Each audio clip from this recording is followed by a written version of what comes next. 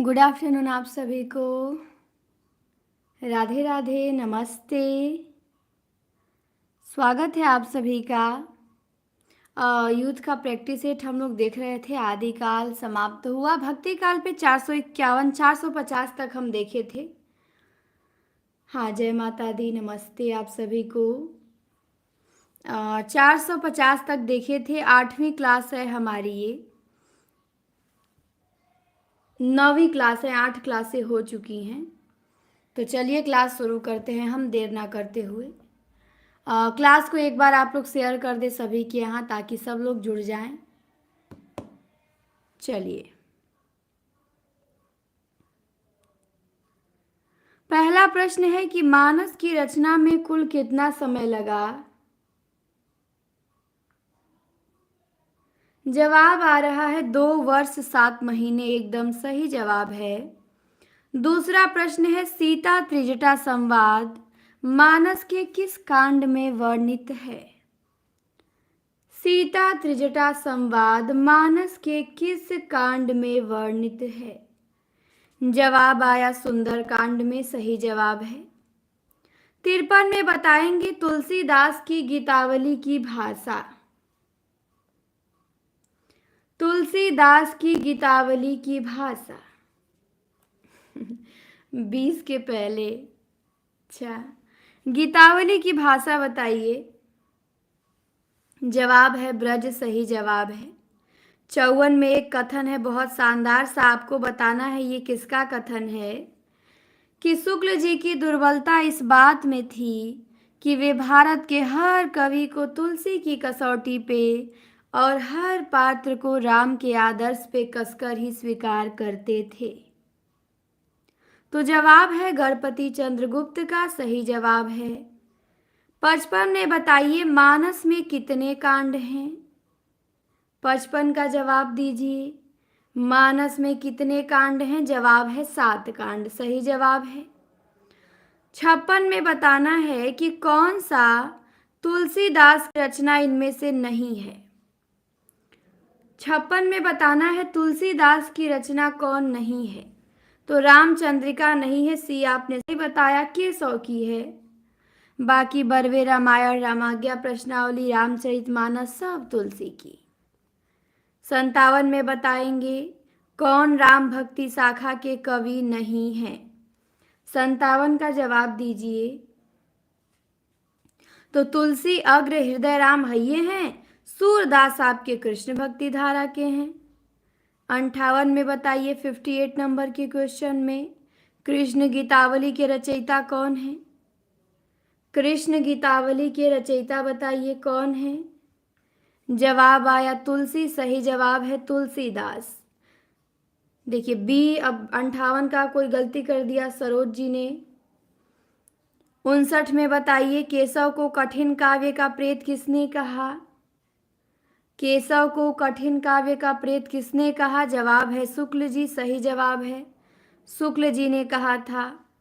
60 में बताएंगे कि कौन सी रचना प्रबंध काव्य नहीं है। कौन सी रचना प्रबंध काव्य नहीं है। तो रामचरितमानस है, पद्मावत है, कामायनी है, लेकिन विनय पत्रिका नहीं है, ये गीति काव्य है। 61 में बताएंगे अहिंसावाद और प्रपत्तिवाद ये किस संप्रदाय की देन है। अहिंसावाद और प्रपत्तिवाद किस संप्रदाय की देन है। 61 का जवाब दीजिए। 61 का जवाब आ रहा है सी, उनका सही है, वैष्णव संप्रदाय की देन है। 62 में बताएंगे विनय पत्रिका की भाषा। विनय पत्रिका की भाषा तो ब्रज भाषा है, ए आपने एकदम सही बताया। 63 में बताइए। 63 में आपको क्या करना है, नीचे दी गई रचनाओं के आधार पर उत्तर दीजिए। तो बताना है कि किस विकल्प की सभी रचनाएं तुलसीदास की नहीं हैं। 4 रचनाएं दी गई हैं, दोहावली, हनुमान नाटक, राम ध्यान मंजरी, वैराग्य संदीपनी। तो इसमें से कौन सी रचना तुलसीदास की नहीं है वो आपको चूज करना है 63 में। तो 63 का जवाब आ रहा है बी, सही जवाब है। दूसरा और तीसरा नंबर का हनुमान नाटक नहीं है, हृदय राम का है, और राम ध्यान मंजरी अग्रदास का है। बाकी दोहावली और वैराग्य संदीपनी ये तो तुलसी की है। 64 में बताएंगे तुलसी की कौन सी रचना ब्रजभाषा में है। तुलसी की कौन सी रचना ब्रजभाषा में है, तो गीतावली है। बाकी सब पार्वती, रामलला, बरवे रामायण अवधि में है। 65 में बताएंगे ये पंक्ति किसकी है। अगुनहि सगुनहि नहीं कछु भेदा। अगुनहि सगुनहि नहीं कछु भेदा तुलसीदास की है। मानस में शिव से कहलवाया है उन्होंने। 66 में बताना है कि साहित्य को सुर सरी सम सबका हितकारी किसने घोषित किया है। साहित्य को सुर सरी सम सबका हितकारी किसने घोषित किया, तो गोस्वामी तुलसीदास ने किया है। 67 में बताइए बरवे रामायण तुलसीदास ने जो लिखा, तो इसका नाम बरवे रामायण क्यों रखा। बरवे छंद इसमें प्रयोग किया गया उसके कारण कि रहीम का सुझाव कि अज्ञात छंद की तुलसी का बिरवा। 67 का देखिए, इतनी बड़ी मिस्टेक किए हैं प्रमोद जी, रिजवाना जी, सत्यम जी, दिव्यांशु जी। बताइए ये प्रश्न आप लोगों को क्लियर नहीं है। बरवे रामायण के नामकरण का आधार बरवे छंद है, ना कि रहीम का सुझाव। ए जिन्होंने बताया सही बताया, प्रश्न को ध्यान देंगे, बहुत अच्छा प्रश्न है। 68 में बताइए 68 नंबर का क्वेश्चन है आपसे कि तुलसीदास को लोक नायक कहने वाले हैं। तुलसीदास को लोक नायक की संज्ञा किसने दी। 68 का जवाब देंगे। 68 का जवाब है सी, एकदम सही जवाब है, हजारी जी ने दिया। रामलाला नहछु रचना की शैली क्या है, 69 का बताइए। तुलसीदास की रचना रामलला नहछु की शैली, तो ए सही है, अवधि लोक गीतों की शैली है। 70 में बताएंगे विनय पत्रिका के बारे में कौन सा कथन सही नहीं है। नहीं यहाँ पे बताना है विनय पत्रिका के बारे में कौन सा कथन सही नहीं है। तो पहला ही गलती दे दिया है, 270 पद नहीं 279 पद हैं इसमें। बाकी तो गणेश जी की वंदना है, ब्रजभाषा में है, आत्मनिवेदन परक गीति काव्य है, सब सही है, लेकिन ये वाला गलत है। 71 में बताएंगे कौन सी रचना तुलसीदास की नहीं है।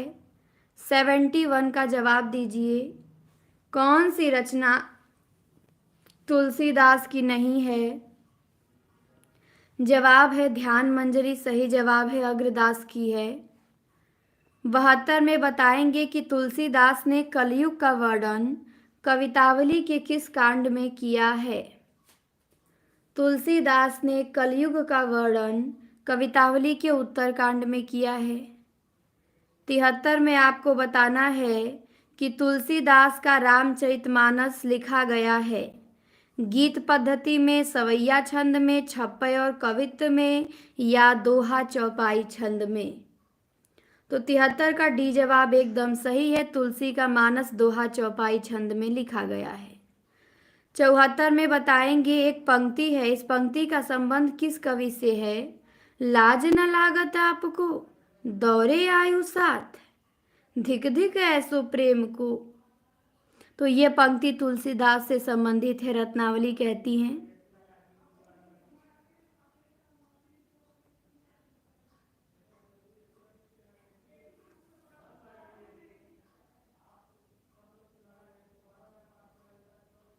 पचहत्तर में बताएंगे कि तुलसीदास ने किस काव्य की रचना सूरदास के अनुकरण पे की। 75 का जवाब देंगे। तो 75 का जिनका ए आया सही है, अंजलि जी गलत। तो तुलसीदास ने गीतावली की रचना सूरदास के अनुकरण पे की है। आरती की जय हनुमान लला की पंक्ति के रचयिता कौन है।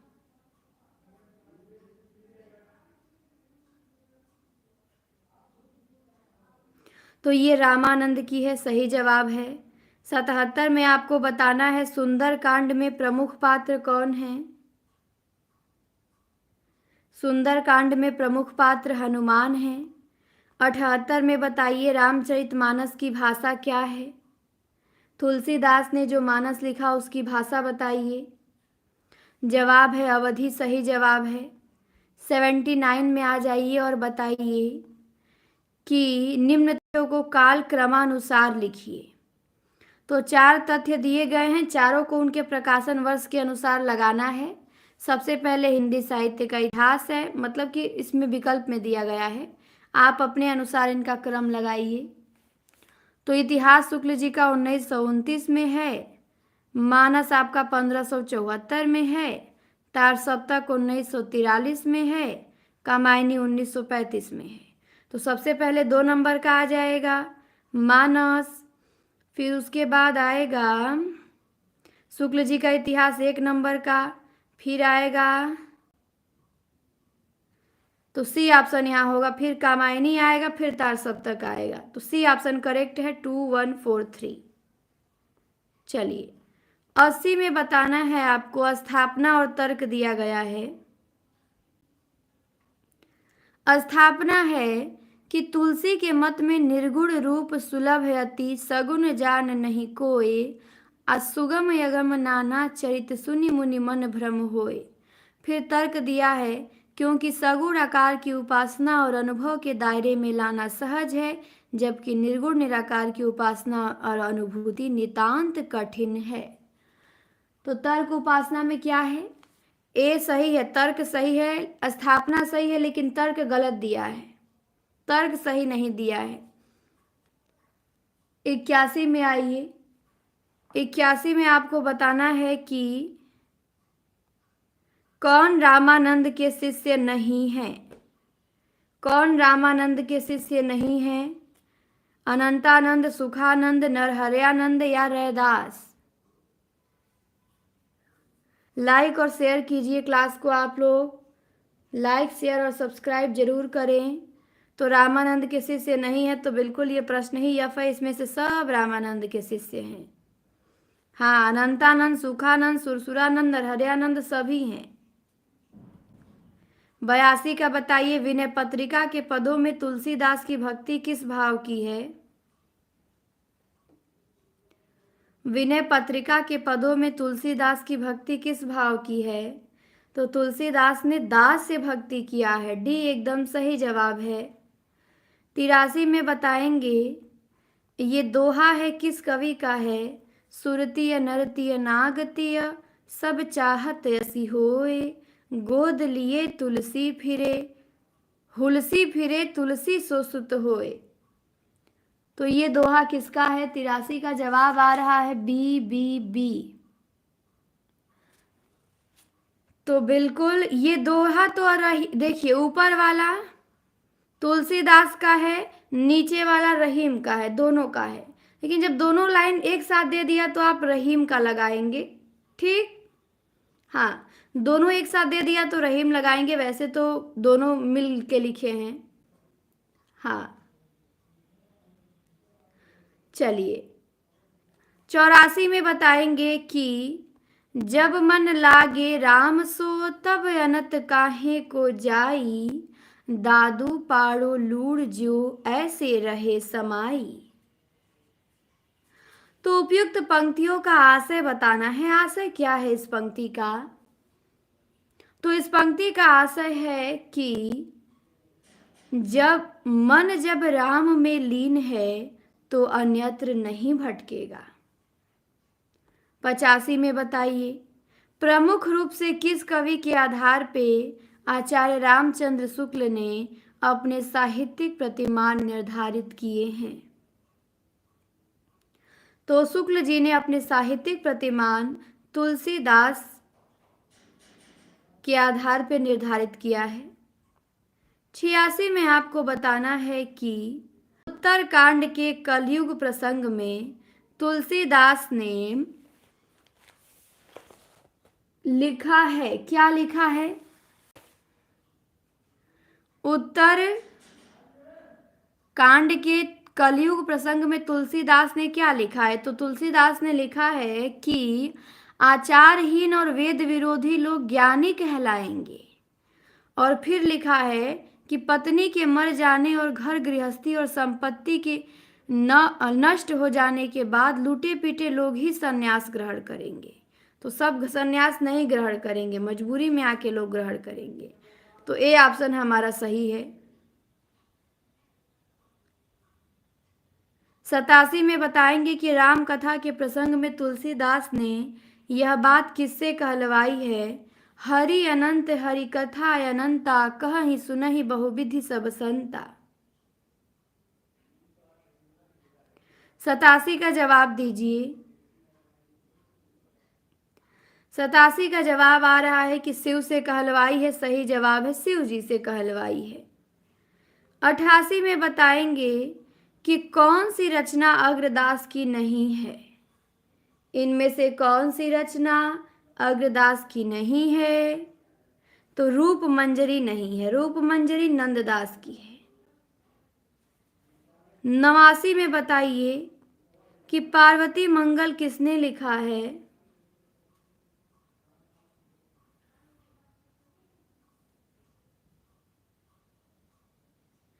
पार्वती मंगल, तो जवाब आया है तुलसीदास। सही जवाब है। 90 में आपको बताना है कि लोक मंगल की भावना के सर्वश्रेष्ठ कवि कौन है? 90 का जवाब दीजिए।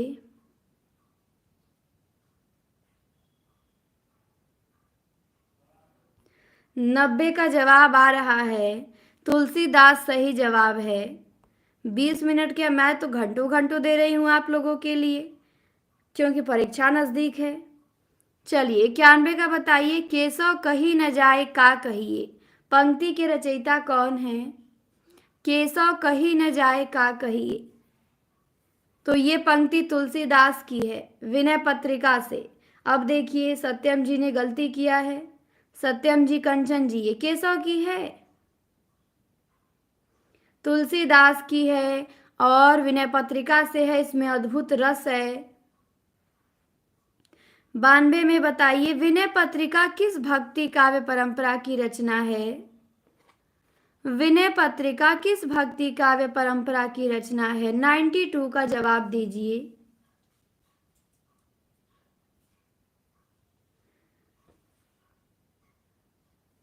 तो जवाब आ रहा है राम भक्ति। सही जवाब है राम भक्ति। 93 में बताएंगे कि कवि केशव दास की कौन सी कृति अपने वर्ण विषय की अपेक्षा छंदों की विविधता में भटक गई है? 93 का जवाब दीजिए। केशव दास की कौन सी कृति अपने वर्ण विषय में छंदों की विविधता में भटक गई है? तो रामचंद्रिका। 493 सही जवाब है। 95 में बताएंगे कि अवधी भाषा की शब्दावली को साहित्य की परिनिष्ठित शब्दावली बनाने का श्रेय किसे दिया जाता है? अवधी भाषा की शब्दावली को साहित्य की परिनिष्ठित शब्दावली बनाने का श्रेय तुलसीदास को दिया जाता है। कई लोगों ने जायसी भी लगा दिया। 95 में बताएंगे आप ये पंक्ति मानस में किसकी है? कि अर्थ न धर्म न काम रुचि, गति न चाहो निर्वाण, अजन्म जन्म रति राम पद यह वरदान न आन। तो ये पंक्ति मानस में ये जो आकांक्षा है, इच्छा है, ये भरत जी की है। 96 में बताएंगे कि निम्न में से एक राम भक्त कवि हैं। कौन है इनमें से राम भक्त कवि? तो कृष्णदास तो कृष्ण है भक्त कवि, ध्रुवदास भी हैं, श्री भट्ट भी कृष्ण भक्त हैं, नाभादास राम भक्त कवि हैं। 97 में बताएंगे कि गोस्वामी तुलसीदास जी की कुल कितनी रचनाओं में उत्तर कांड संबंधी वर्णन प्राप्त होते हैं? मैं एक दिन बताई थी कि तुलसीदास की कितनी रचनाएं कांडों में विभाजित हैं। तो जितनी कांडों में विभाजित होगी उतने में उत्तर कांड का वर्णन मिलेगा। ये टीजीटी पीजीटी का है दिव्या जी। तो जवाब आया बी 4, एकदम सही जवाब आया 4। कवितावली, गीतावली, बरवे रामायण और मानस। 498 में बताएंगे कि मानस के उत्तरकांड के संबंध में असत्य कथन कौन सा है। चलिए, मानस के बारे में कौन सा कथन गलत है बताइए। 498 का जवाब दीजिए। तो इसमें राम के लोकाश्रय आनंद का चित्रण है। यह कवि की कालजयी रचना का समापन बिंदु है, सही है। इसमें शैव एवं वैष्णव मतों का समन्वय दृष्टिगत होता है, सही है। इस कांड में कवि ने युगीन समस्याओं का उचित तथा सर्वग्राही समाधान दिया है। देखिए इसको कितना गलती किए हैं आप लोग, पर आप ही लोग नहीं, इसको मैं भी कई बार गलती कर चुकी हूँ। हाँ, तो डी ऑप्शन एकदम सही है। जिन्होंने डी बताया, मैं बार बार लगा देती थी ए कि मानस में राम के लोकाश्रय आनंद का चित्रण नहीं है, पर अब सही हो गया। प्रैक्टिस करते करते डी होगा कि इसमें कवि ने युगीन समस्याओं का उचित तथा सर्वग्राही समाधान दिया है, ये गलत है। बाकी ऊपर के तीनों सही हैं। कालजयी रचना का समापन बिंदु भी है, सही है। 99 में बताएंगे तुलसी ने कौन सी रचना कली काल से मुक्ति पाने हेतु लिखी। तुलसीदास ने कौन सी रचना कली काल से मुक्ति पाने के लिए लिखी। 99 का जवाब दीजिए। 99 का जवाब आ रहा है विनय पत्रिका। सही जवाब है विनय पत्रिका।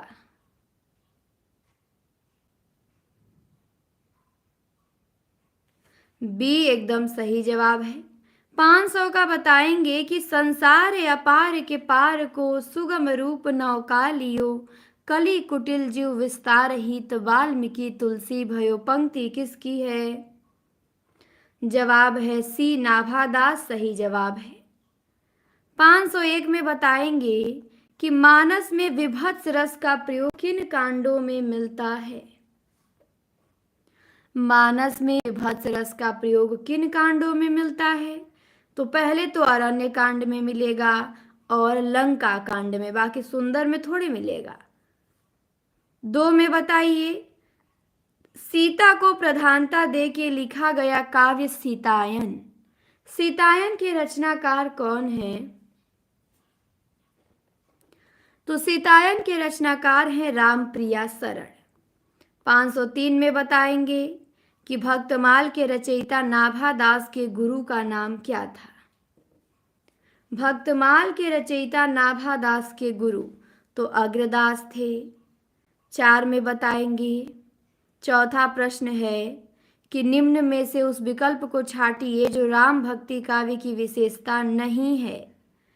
तो कौन राम भक्ति काव्य की विशेषता नहीं है। तो विष्णु के अवतार का है, लोक मंगल का है, असत सद्वृत्तियों की विजय है, लेकिन कृष्ण की लीलाओं का गायन थोड़े होगा राम भक्ति में। 5 में बताएंगे कि राम कथा पे आधारित तुलसी के महाकाव्य का क्या नाम है। तो राम कथा पे आधारित तुलसी के महाकाव्य का नाम है रामचरितमानस। 506 में बताएंगे, एक कथन है, किसका कथन है कि लोक नायक वही हो सकता है जो समन्वय करने का अपार धैर्य लेके आया हो। तो ये कौन कहता है। बिल्कुल हजारी प्रसाद द्विवेदी कहते हैं। बहुत बढ़िया। 7 में बताएंगे, गोद लिए हुलसी फिरे तुलसी सो सुत होय। यह पंक्ति किसकी है। तो ये पंक्ति है रहीमदास की, अभी हमने देखा रहीमदास की। 508 में बताएंगे, रूपकों का बादशाह किसे कहा जाता है। रूपकों का बादशाह किसे कहा जाता है। तो बिल्कुल तुलसीदास को रूपकों का उत्प्रेक्षाओं का बादशाह कहा जाता है। बच्चन सिंह ने इनको कहा था रूपकों का बादशाह। 9 में बताएंगे, गोस्वामी तुलसीदास जी के पिता का नाम। तुलसीदास के पिता का नाम क्या था। तो आत्माराम था। आत्माराम दुबे इनके पिता थे, माता हुलसी थी। 10 में बताएंगे कि रामानंद ने अपनी किस पुस्तक में गुरु परंपरा दी है। 510 में बताना है रामानंद ने अपनी गुरु परंपरा किस पुस्तक में दी है।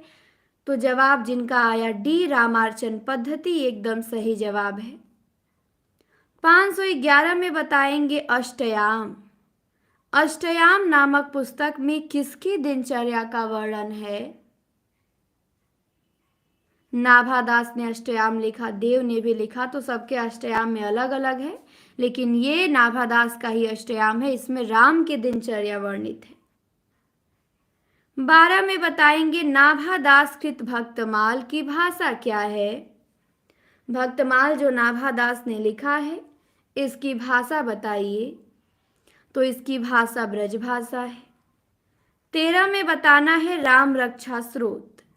राम रक्षा स्रोत के रचनाकार कौन है।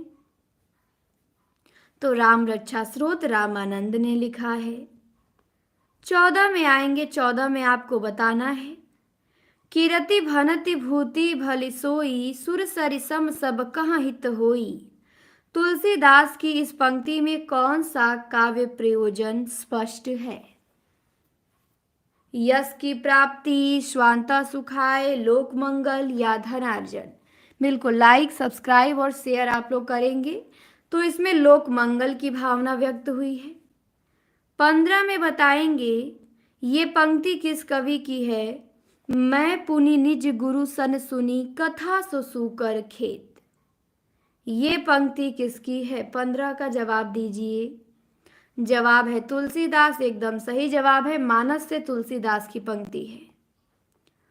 16 में बताएंगे कि रामचरितमानस के ज्ञान दीपक प्रसंग किस कांड में वर्णित है। 16 का जवाब देंगे।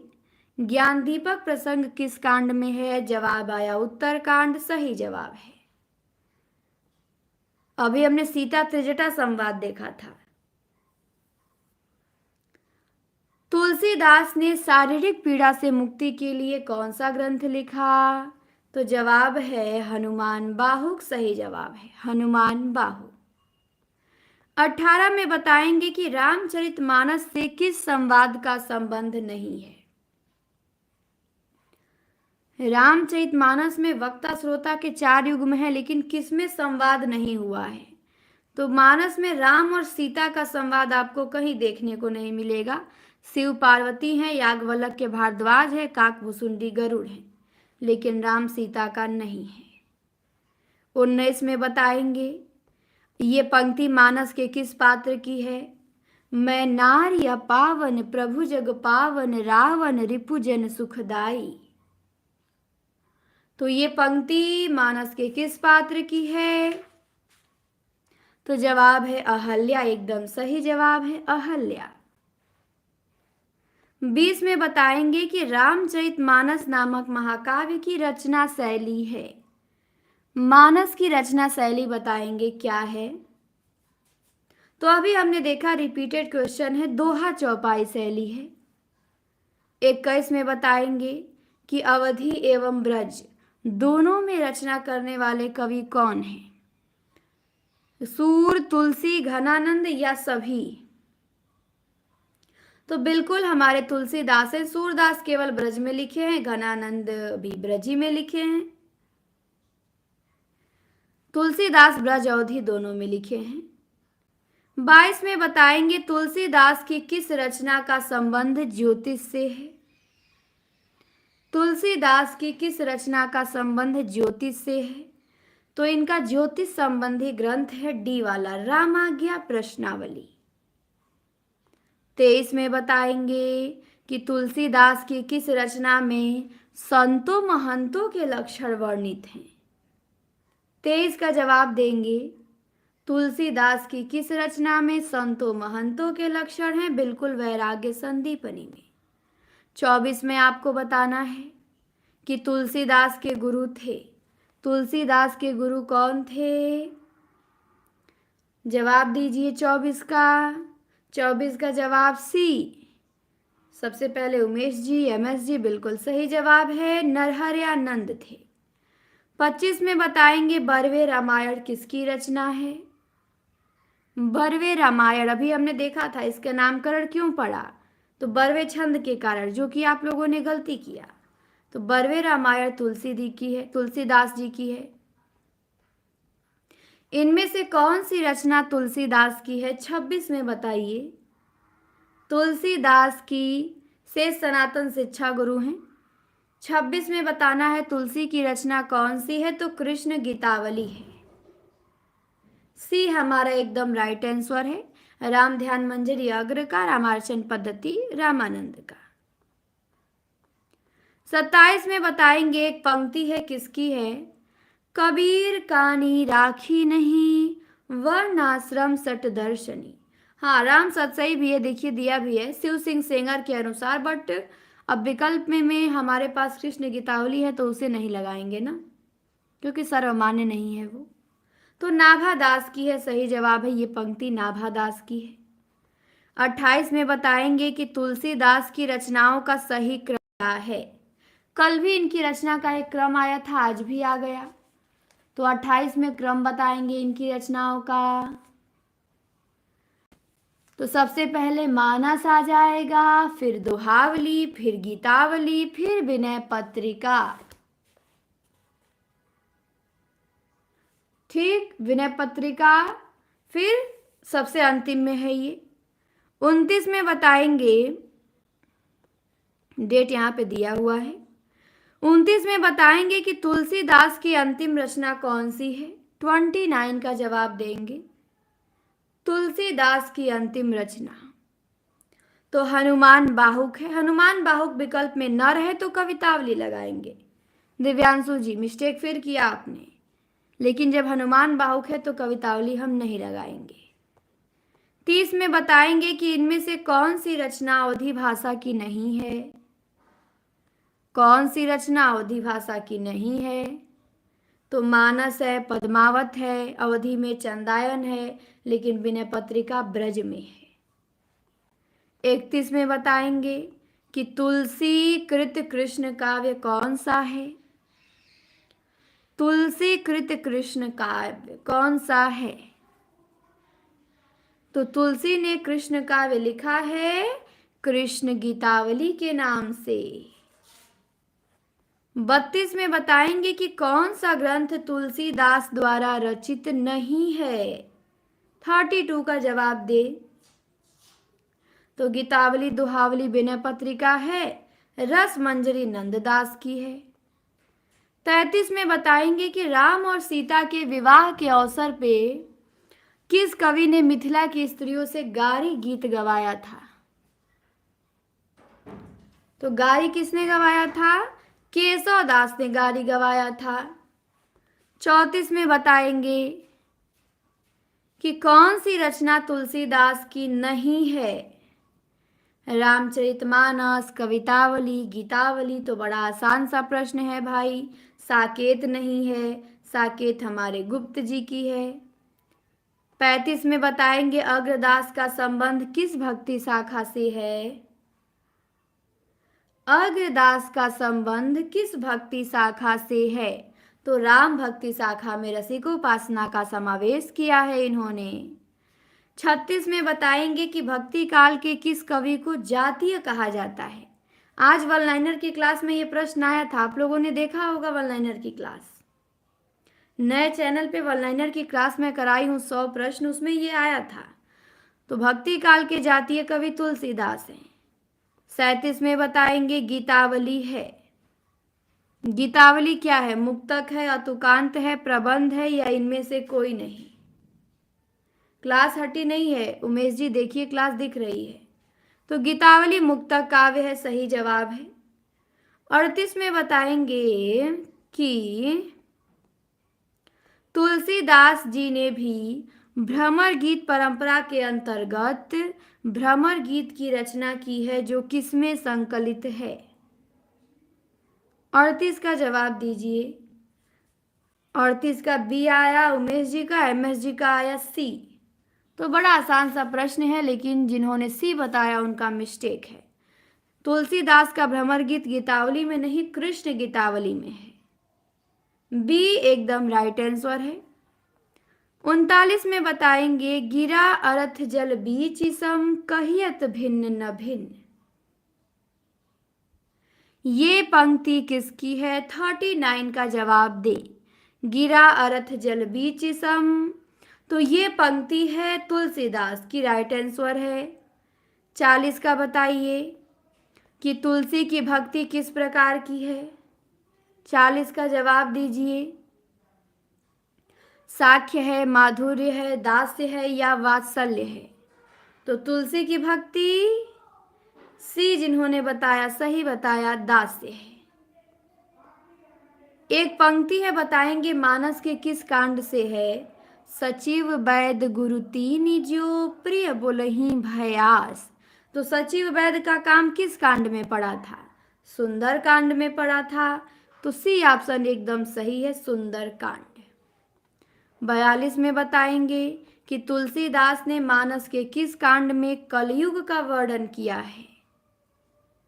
तुलसी ने मानस के किस कांड में कलयुग का वर्णन किया है? तो उत्तर कांड में। 43 का बताना है आपको। ये जो पंक्ति है, सगुनहि अगुनहि नहीं कछु भेदा, ये पंक्ति तुलसी ने मानस में तुलसीदास ने किससे कहलवाया है? तो ये पंक्ति किससे कहलवाया है? कुछ लोग देखिए, सब लोग डी बता रहे हैं। अभी कुछ देर पहले मैं इसको बताई हूं, इसी क्लास में बताई हूं कि ये पंक्ति तुलसीदास शिव जी से कहलवाते हैं। फिर भी आप लोग बता रहे तुलसीदास की स्वयं की उक्ति है। वाह वाह, क्या बात है। ये पंक्ति तुलसीदास जी शिव से कहलवाए हैं। 44 का बताइए कि राम राज्याभिषेक की तैयारी मानस की किस कांड का हिस्सा है? अब यही प्रश्न आ जाए पेपर में। राम राज्याभिषेक की तैयारी मानस के किस कांड में है? तो राम का राज्याभिषेक किस में होगा?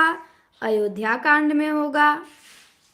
45 में बताएंगे कि मानस के अयोध्या कांड में कौन सा संवाद नहीं है? नहीं बताना है।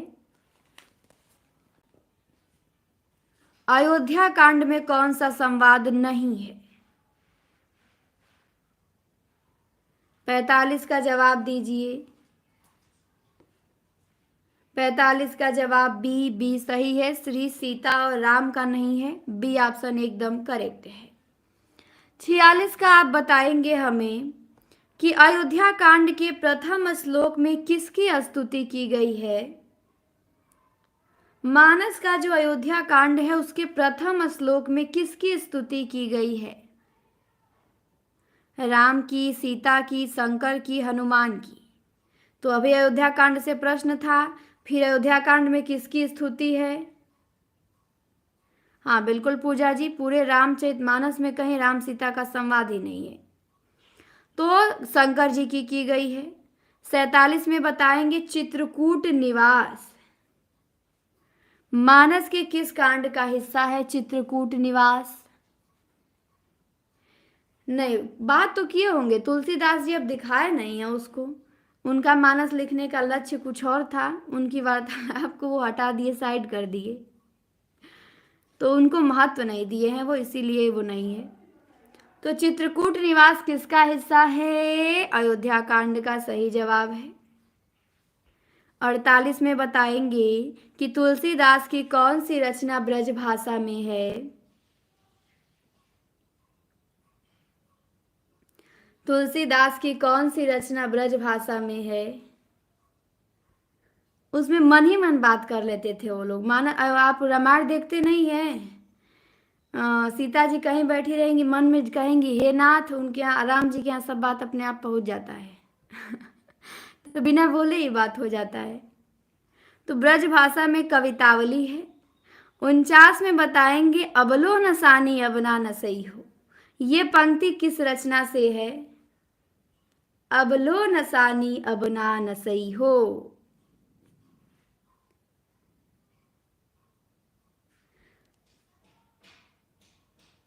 तो जवाब है हाँ, सुशील जी का भी फैक्ट सही है। मानस का हंस उपन्यास जब पढ़ेंगे तो ये आपको मिलेगा।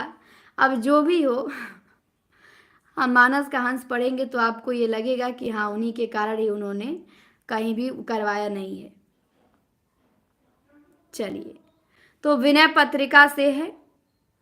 50 में बताएंगे कि शुक्ल ने गोस्वामी तुलसीदास द्वारा रचित ग्रंथों की संख्या कितनी मानी है। 550 का जवाब देंगे। तो शुक्ल जी ने तुलसीदास के कुल ग्रंथों की संख्या 12 मानी है। 51 में बताना है प्राणचंद्र चौहान का संबंध किस भक्ति शाखा से है।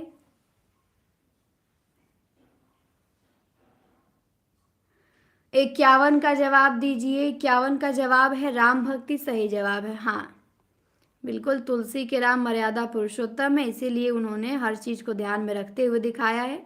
कहीं भी ऐसी कोई चीज न दिखाया है जिससे उनकी मर्यादा पे आँच आए। 52 में बताएंगे गोरख जगायो जोग भगति भगायो लोग। तुलसी की इन पंक्तियों का अभिप्राय क्या है। तो इसका अभिप्राय है दोनों, ए और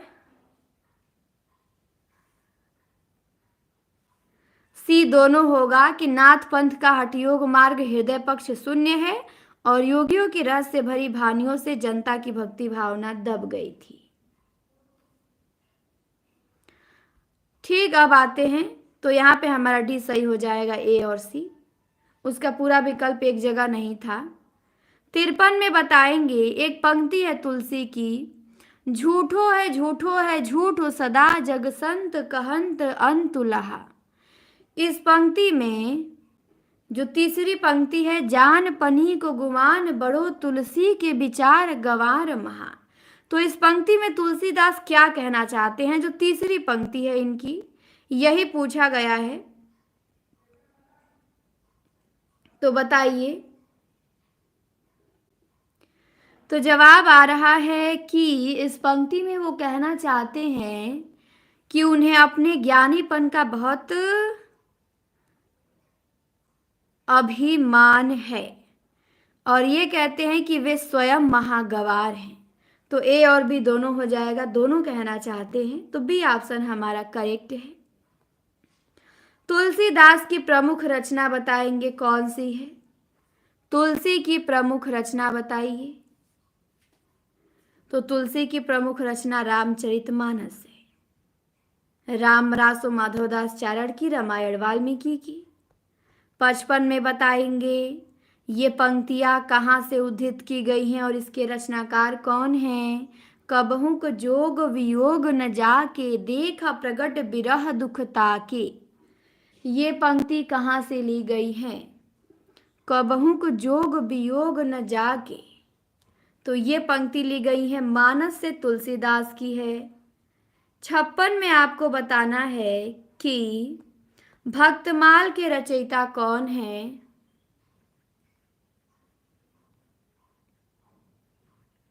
भक्तमाल के रचयिता बताइए कौन है। जवाब है नाभादास। सही जवाब है। 57 में बताना है सुदामा चरित। सुदामा चरित किसकी रचना है।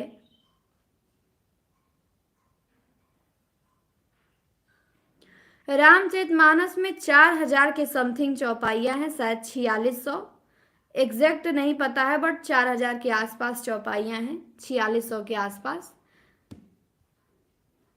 चलिए, तो सुदामा चरित नरोत्तम दास की है। 58 में बताएंगे कि कौन अष्टछाप के कवि नहीं है। 58 का जवाब दीजिए, अष्टछाप के कवि कौन नहीं है। तो जवाब आ रहा है रैदास नहीं है। सही जवाब है रैदास नहीं है। 59 में बताएंगे, 59 कहाँ गया, इधर गया, कि स्वामी हरिदास द्वारा प्रवर्तित संप्रदाय कौन सा है।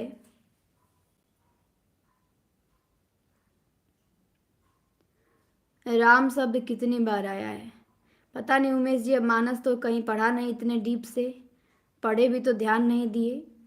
ये सब थोड़ी पूछा जाएगा, राम शब्द कितनी बार आया, सीता शब्द कितनी बार आया। आपको मानस से पीएचडी थोड़ी करनी है। जो प्रश्न बनेंगे वहां से वो तो तैयार नहीं हो रहे हैं और हम घुसे जा रहे हैं अंदर। दशरथ शब्द कितनी बार आया है चलिए, स्वामी हरिदास से संबंधित संप्रदाय है सखी संप्रदाय। 60 में बताइए कि अष्टछाप का संबंध इनमें से किस काव्य धारा से है। 560 का जवाब दीजिए।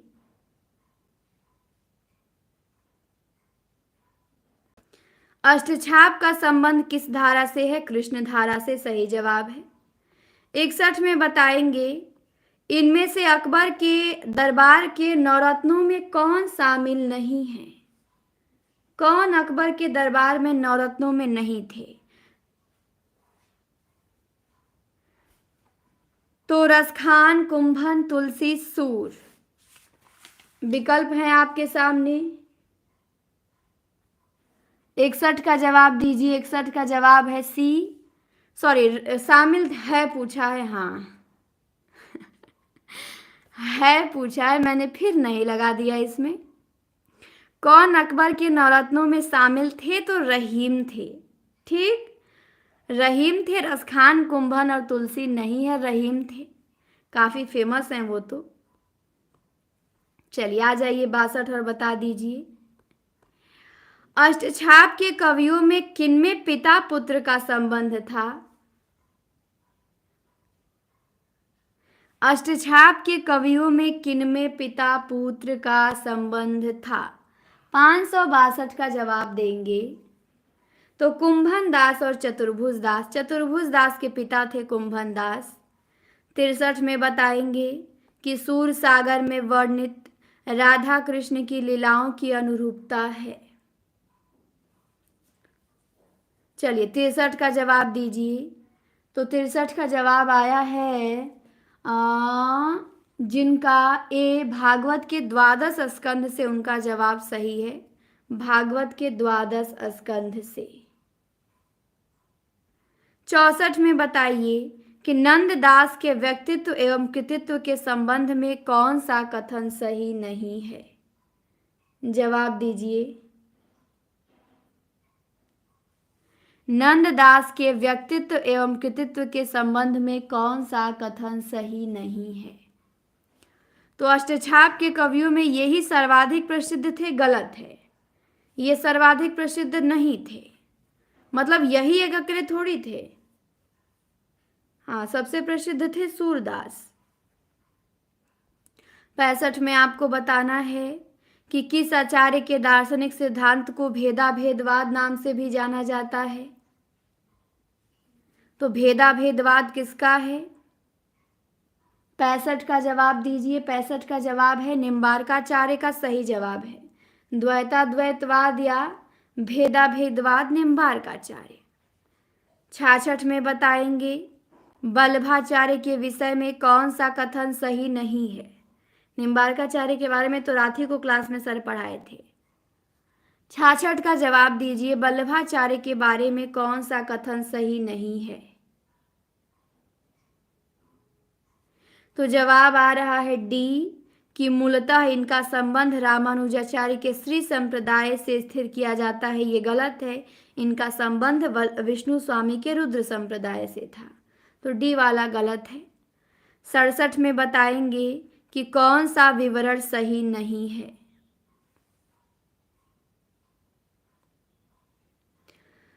चौरासी वैष्णव की वार्ता में वल्लभाचार्य के शिष्यों की कथाएं हैं, सही है। 252 वैष्णव की वार्ता में विट्ठलनाथ के शिष्यों की कथाएं हैं, ये भी सही है। फिर है कि उक्त दोनों वार्ताएं गोस्वामी विट्ठलनाथ द्वारा लिखी गई हैं, ये गलत है। ठीक, दोनों विट्ठलनाथ ने नहीं लिखा है, गोकुलनाथ ने लिखा है। बाकी इन वार्ताओं में ब्रजभाषा गद्य का रूप मिलता है, ये तो सही है। 68 में बताएंगे कि भक्तिकालीन कृष्ण काव्यधारा के संबंध में कौन सा कथन सही नहीं है? 68 का जवाब दीजिए। 68 का जवाब आ रहा है कि ए होगा। इसकी एक सामान्य प्रकृति यह है कि यह अधिकतर प्रबंध रूप में रचा गया, ये गलत है। अधिकतर प्रबंध रूप में नहीं रचा गया है, मुक्तक रूप में भी है, तो ए हमारा गलत है। बाकी तो सब सही है। 69 में बताएंगे कि इनमें से कौन सा कवि ज्ञान मार्गी विचारधारा से संबंध नहीं था? हाँ, गोकुलनाथ विट्ठलनाथ के पुत्र थे। 69 का जवाब देंगे। कौन ज्ञान मार्गी विचारधारा से नहीं है? जवाब आया बी, एकदम सही जवाब है। प्रश्न भी बहुत अच्छा है। ध्रुव दास राधा वल्लभ संप्रदाय से हैं। 70 में बताएंगे राधा वल्लभ नामक वैष्णव भक्ति संप्रदाय के प्रवर्तक कौन है? राधा वल्लभ संप्रदाय के प्रवर्तक पूछ लिया तो कौन है? हित हरिवंश है। 71 में बताना है, 71 नंबर का क्वेश्चन है, सूरदास की मृत्यु पे किसने कहा पुष्टि मार्ग का जहाज जात है, जाको कछु लेना हो सो लेऊ? तो किसने कहा था? विठल नाथ ने कहा था। 72 में बताएंगे एक कथन है, किसका है, कि सूर सागर किसी चली आती हुई गीति काव्य परंपरा का विकास प्रतीत होता है, भले ही वह मौखिक हो। तो ये कथन हमारे शुक्ल जी का है, रामचंद्र शुक्ल का। 73 में बताएंगे कि किस रचनाकार का असली नाम सैयद इब्राहिम है? किसका वास्तविक नाम सैयद इब्राहिम है? बता दीजिए। 73 का जवाब है रसखान, सही जवाब है। रसखान का वास्तविक नाम सैयद इब्राहिम है। 74 में आपको बताना है कि भक्तिकालीन रस सिद्धांत विषयक ग्रंथ कौन सा है? भक्ति काल में रस सिद्धांत संबंधी ग्रंथ कौन सा लिखा गया? 74 का जवाब दीजिए। रस संबंधी तो है रस प्रबोध भी, लेकिन ये रसलीन का है। रीतिकाल, रस रहस्य भी है कुलपति मिश्र का, लेकिन रीतिकाल। रस रंग भी है ग्वाल का, लेकिन रीतिकाल। भक्ति काल में रस मंजरी है नंददास का। 75 में बताएंगे कि भक्ति काल के किस कवि ने बरवे नाई का भेद लिखा है? 75 का जवाब दीजिए। बरवे नाई का भेद किसने लिखा? रहीम ने लिखा। ज्यादा नींद क्यों आती है? ज्यादा खाती होंगी आप, तो ज्यादा नींद आती होगी। मीराबाई की उपासना बताइए। मीराबाई की उपासना है माधुर्य भाव, सख्य भाव, दास्य भाव या वात्सल्य भाव? 76 का जवाब दीजिए। 76 का जवाब है माधुर्य भाव, सही जवाब है। मीराबाई की उपासना माधुर्य भाव की है। आते हैं 77 और बताना है आपको कि नरसी जी का मायरा किसकी रचना है? नरसी जी का मायरा। 77 का जवाब दीजिए। 77 का जवाब है मीराबाई, एकदम सही जवाब है मीराबाई। 78 में बताइए मदनाष्टक किसकी रचना है? व्रत है 9 दिन का, तो फलाहार भी तो उसमें होता है, वो भी ज़्यादा आलू आलू भूज के खा ले रही होंगी। और खाना ना मिलता है तो वीकनेस होती है, तो भी नींद आता है। व्रत में तो और आता है, कमजोरी हो जाता है, तो शरीर थक जाएगा थोड़ा भी कुछ करेंगी तो। हाँ, बढ़िया है पूजा जी। तो मदनाष्टक रहीम का है, सही जवाब है।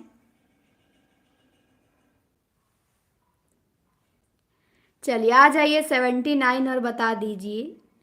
79 में आपको बताना है ब्रह्म संप्रदाय के संस्थापक कौन हैं?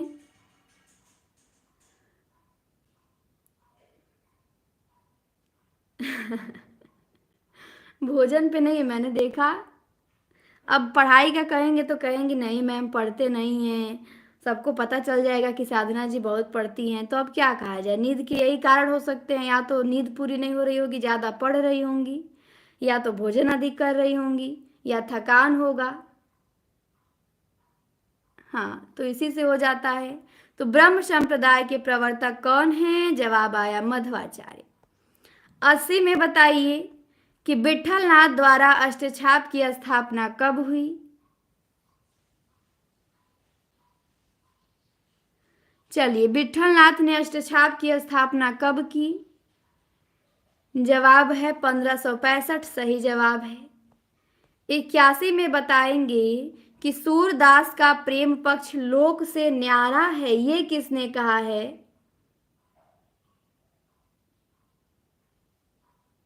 कोई बात नहीं।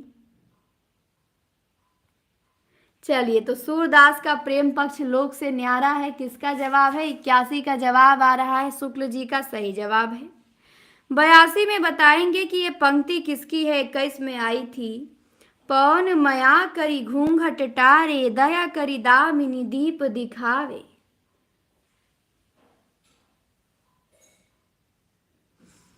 चलिए, 82 का जवाब दीजिए। हाँ, रात में देर से सोएंगी, नींद नहीं पूरा होगी, 4-5 घंटे नहीं सोएंगी, 6 घंटे, तो फिर दिन में तो नींद आना स्वाभाविक है, तो दिन में 1-2 घंटा सो लीजिए। तो ये तो सबके साथ होता है, नींद तो पूरा होगी ही, चाहे दिन हो या रात। तो ये पंक्ति किसकी है? नागरीदास की सही जवाब है। 83 में बताएंगे कौन सी नंददास की रचना नहीं है। तो रूप मंजरी है, विरह मंजरी है, मान मंजरी है, कवि प्रिया नहीं है, कवि प्रिया केशव की है। 84 में बताएंगे, अखियां हरि दर्शन की भूखी, बारक वह मुख फेर दिखाओ, दुहि पाव पतूखी। इस पंक्ति में पतूखी का अर्थ क्या है? चलिए, जवाब दीजिए। नींद नहीं आती तो भी समस्या है, नींद आनी चाहिए, तभी तो हम स्वस्थ रहेंगे। मेरी तो हर क्लास के बाद आधा घंटा 1 घंटा सोती हूँ। जितनी क्लास लेंगे हर क्लास के बाद स्विच ऑफ हो जाते हैं फिर। तो 84 का जवाब आया है, डी सही जवाब है। पतूकी का अर्थ है पत्ते का दोना। 85 में बताएंगे छुया। छुया का अर्थ क्या है? मारारी गिरधर गोपाल दूषणा ना कुया, दधमथ घृत काढ़ लया डार दया छुया। तो छुया का अर्थ बताइए क्या है?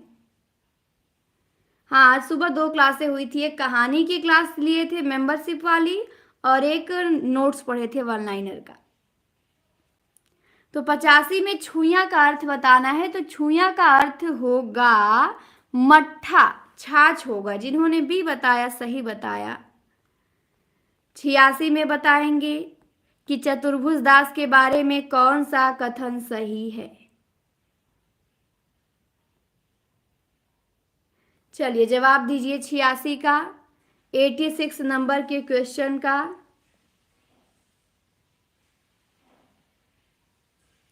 हाँ, सो के थोड़ा सा उठेंगे तो बहुत फ्रेश फील होता है, नई एनर्जी मिलती है, तो फिर लगता है चलो अब फिर और काम कर सकते हैं देर तक। तो 86 का जवाब है सी, एकदम सही जवाब है। चतुर्भुज दास के बारे में सही है कि ये कुंभन दास के पुत्र थे और हितजू को मंगल इनकी रचना है, तो यही सही है। चलिए, 87 में बताइए, पंक्ति है मिलान करना है, लेकिन सेकेंड पेज पे है, कैसे मिलान किया जाए इसका? चलिए, इसको बता देते हैं हम। हाँ, प्रकृति जाके जोई अंग परी, स्वान पूछ कोटिक जो लागे, ये सूरदास की है। बहुविधि चित्र बनाई के, हरि रचियो क्रीड़ा रस, ये कबीर की है। फिर थारो रूप देखिया अटकी, कुल कटुम्ब सजड़ सकल, बार बार हटकी, मीरा की है। फिर है गुरुनित मोहि प्रबोध दुखित, देखी आचरण मम, ये तुलसी की है। अभी प्रश्न 12 है। कौन सा विकल्प अष्टछाप के कवियों से संबंधित सही विकल्प है? बताइए 88 नंबर का। 88 का जवाब दीजिए।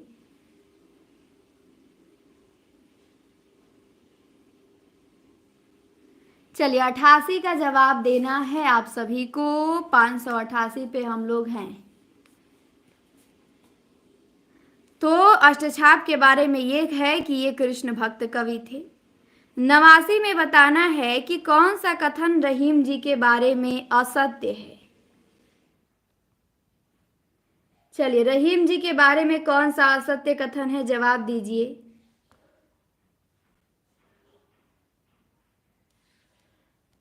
तो जवाब आ रहा है आप लोगों का 89 का कि बी होगा, वे अनपढ़ थे। सही जवाब है, वे अनपढ़ थोड़ी थे, ये गलत है। वे योद्धा और राजनीतिज्ञ भी थे, वे कला मर्मज्ञ भी थे, और वे विद्या व्यसनी भी थे, लेकिन वे अनपढ़ थे, ये गलत दिया है। 90 में आपको बताना है कि किस रस की अभिव्यक्ति में सूरदास संसार के श्रेष्ठ कवियों में गिने जाते हैं। 90 का जवाब दीजिए। सूरदास किस रस के सर्वश्रेष्ठ कवि हैं? वात्सल्य रस के। सही जवाब है वात्सल्य के। 91 में बताएंगे भ्रमर गीत नाम से सूर के काव्य को किसने संपादित किया? भ्रमर गीत नाम से सूर के काव्य को किसने संपादित किया? नमन जी, स्वागत है आपका। तो 91 का जवाब है शुक्ल जी ने किया, सही जवाब है। 92 में बताना है प्रेम वाटिका। प्रेम वाटिका के रचनाकार कौन हैं? 92 का जवाब आया रसखान, सही जवाब है रसखान। 93 में बताएंगे कि मीराबाई को किसकी शिष्या कहा जाता है? मीराबाई को किसकी शिष्या कहा जाता है? तो जवाब आया है रैदास की, सही जवाब है रैदास की। 94 में बताएंगे कि महावाणी किस संप्रदाय की रचना है? 94 का जवाब देंगे महावाणी किस संप्रदाय की रचना है? तो महावाणी हरिव्यास देव की रचना है। हरिव्यास देव का संबंध निम्बार्क संप्रदाय से था, तो डी ऑप्शन हमारा करेक्ट है। 95 में बताइए ज्योतिष ग्रंथ खेट कौतुकम के रचयिता कौन है? खेट कौतुकम के रचयिता बताइए। तो जवाब है खेट कौतुकम रहीम, सही जवाब है रहीम। 96 का बताइए पुष्टि मार्ग के प्रवर्तक कौन थे? पुष्टि मार्ग के प्रवर्तक, तो पुष्टि मार्ग के प्रवर्तक वल्लभाचार्य थे। 97 में बताइए कि कौन सी नरोत्तम दास की विख्यात कृति है? लाइक आप लोगों ने नहीं किया है, बहुत कम लोगों ने किया है, कर दीजिए। और आज की 2 क्लासें हुई हैं, आप सभी लोग देख लीजिएगा। तो नरोत्तम दास की विख्यात कृति है सुदामा चरित। 98 में बताएंगे कि मीराबाई के पदों में किस भाषा का प्रयोग हुआ है? मीराबाई के पदों में किस भाषा का प्रयोग है? तो इनकी भाषा राजस्थानी मिश्रित ब्रज है। 99 में बताइए कि खीरा सिर से काटिए मलियत नमक लगाए, ये पंक्ति किसकी है? 599 का जवाब दें। तो खीरा सिर से काटिए मलियत नमक लगाए, ये रहीम जी ने ही बताया, तभी अब सब लोग खीरा काटते हैं तो पहले नमक रगड़ते हैं, तो ये बात रहीम जी ने बताया था। 600 आज का अंतिम प्रश्न कि कौन राधा वल्लभ संप्रदाय के प्रवर्तक हैं? भक्ति काल से और मुझे लग रहा है कि 170 प्रश्न बचे हैं। 170, तो देखते हैं कल खत्म हो जाता है कि नहीं भक्ति काल, फिर रीति काल में आएंगे। तो ये पंक्ति रहीम की कहा नहीं, ये राधा वल्लभ संप्रदाय के प्रवर्तक हित हरिवंश हैं। आज का टारगेट हमारा पूरा हुआ। आज का तो कल से भी पहले हो गया है, 1 घंटा 4 मिनट। ऊपर समय देख लीजिए आप लोग, क्लास 6-7 मिनट लेट शुरू हुई थी। क्यों? नमक लगाना चाहिए, नमक लगा देंगे तो उसका तीखापन दूर हो जाएगा। अभी कुछ खाएंगे उसके बाद सोएंगे। जितना प्रैक्टिस करो उतना ही भूल रहा है। एमएसजी होता है जब पेपर आएगा, जैसे जैसे करीब बिल्कुल लगेगा कि भूल रहा है हमें। हाँ, ये लगेगा कि भूल रहा है बट वो भूलेगा नहीं। पेपर में जैसे प्रश्न आपके सामने आएगा, चाहे टेस्ट पेपर दिया गया है ना, पेपर तो मिल ही रहा है आपको, पेपर हल कीजिए और पेपर में स्कोर देखिए। जब स्कोर कम आ रहा है, वहां पे आप पढ़ाए हुए क्वेश्चन गलती कर रहे हैं, तब टेंशन की बात है। ठीक, ऐसे लगेगा आपको, तो लगेगा आप अपना मूल्यांकन नहीं कर पाएंगे कि मुझे आ रहा है कि नहीं आ रहा है। आपका मूल्यांकन कोई दूसरा ही कर पाएगा, या तो जो टेस्ट ले या जो आपसे प्रश्न पूछे। हाँ, आपको यही लगेगा कि मुझे नहीं आ रहा है, बिल्कुल भूल रहा है। तो ये लगता है, सभी के साथ होता है। बस पढ़िए, विश्वास के साथ पढ़िए कि जो पढ़ेंगे वही आएगा। विश्वास रखेंगे और रिवीजन करते रहिए, और जितनी भी क्लास हो, जितना भी प्रैक्टिस कीजिए, उसको जो गलती हो, डाउट हो, नोट किया कीजिए और रोज रिवीजन किया कीजिए। हाँ, सर की बात में सर की क्लास में सर बहुत बात करते हैं। बात नहीं करते हैं, समझाते हैं। आपको उसकी ज़रूरत नहीं है, बट किसी को ज़रूरत होती है उसकी, तो हम सोचते हैं कि नहीं, हमें नहीं ज़रूरत है तो और किसी की नहीं है दुनिया में। ऐसी बात नहीं है। ठीक है, देखिए, पढ़ना तो किताब ही है, हमको पता है, बट हमें कोई समझाए, कोई मोटिवेट करे, क्या पढ़ना है, कैसे पढ़ना है, तो सुनना भी होता है। सुनेंगे तभी तो एनर्जी आएगी। हाँ, तो सर समझाते हैं, पेपर से पहले मोटिवेट रहना बहुत ज़रूरी है। केवल पढ़ेंगे पढ़ेंगे तो आप डिप्रेशन में हो जाएंगे, फिर निगेटिव होते रहेंगे। पता चलेगा खूब पढ़ी के गए, पेपर में गलती करके आ गए, गोला भरने में गलती कर दिए टेंशन में। तो ये चीज़ों की ज़रूरत है। समझाएंगे, थोड़ा रिलैक्स मिलेगा, बातों को सुनेंगे, तो इसीलिए सर समझाते हैं। हाँ हाँ, बिल्कुल कंचन जी, इस समय वही आपको लगातार कोई समझाए, गाइड करता रहे कि क्या करना है। हाँ, सर की बात अच्छी होती है, और सर जो बोलते हैं वो समझ लीजिए पत्थर की लकीर होता है, वो बिल्कुल सही होता है। उनकी बात में ये मत सोचिएगा कि नहीं, बहुत वो है, कुछ भी सर बोल देते हैं। वो जो बोलते हैं वो उनका अनुभव है, और बहुत अच्छा बोलते हैं। जो भी बोलते हैं, मैंने तो जीवन में देखा है, जो बोलते हैं वही होता ही है। हाँ, बस उनकी बात को मानने वाला चाहिए, जो मानेगा बहुत बढ़िया करेगा। चलिए, तो क्लास को समाप्त करते हैं। आप सभी को जुड़ने के लिए धन्यवाद। हाँ, सर की क्लास 4 बजे होगी घटना चक्र की, तो 4 बजे हम लोग मिलेंगे। इसको यहीं पे समाप्त करते हैं।